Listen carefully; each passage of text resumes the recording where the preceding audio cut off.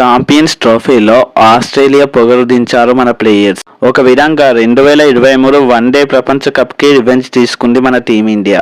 ఆ టోర్నమెంట్లో ఒక్క ఓటమి లేని మన టీమిండియా ఫైనల్లో ఆస్ట్రేలియా చేతిలో ఓడింది. దీంతో 140 కోట్ల భారతీయుల ఆశ గల్లంతైంది. అయితే నిన్న జరిగిన సెమీస్లో ఆస్ట్రేలియాని 4 వికెట్ల తేడాతో ఓడించి రివెంజ్ తీసుకుంది. ఇది కదా అసలైన రివెంజ్ అంటే.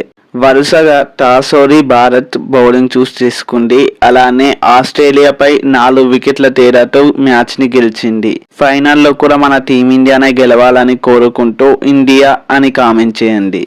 అలానే మరిన్ని క్రికెట్ అప్డేట్స్ కోసం ఈ వీడియోని లైక్, షేర్ అలానే సబ్స్క్రైబ్ చేయండి. Thanks for watching. జై హింద్.